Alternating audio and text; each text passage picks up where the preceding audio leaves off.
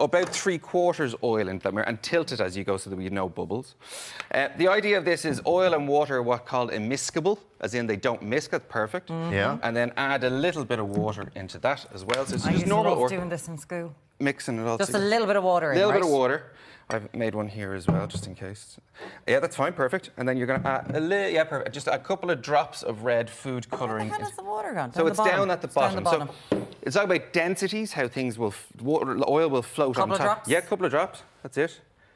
Blob, blob, that's it, perfect. And you'll see that they don't mix. So there's a lot of conversations you can have with kids around this, which is literally like, okay, look, things aren't mixing. Why is that density? So they're sitting at the bottom. I just made a bigger version in that. So by dropping a couple of blobs in, you can see that they float down, which is Look at lovely. that. Very cool. So if you add now what's called an effervescent tablet, Are you i.e. ready?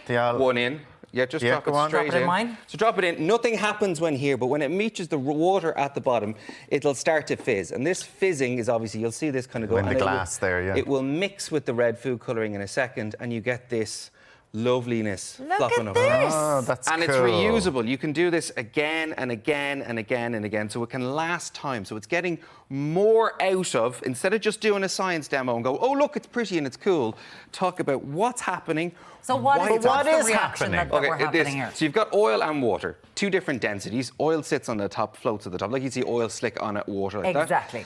that. Food colouring is made out of kind of something more similar to water, so it will sit at the level of the water, will mix up. That looks so cool. When you Look get at the that. effervescent, the bubbles, what they do is they attach to that water, and it's like making it more buoyant, like a scuba diver with like a buoyancy control device wrapped around it.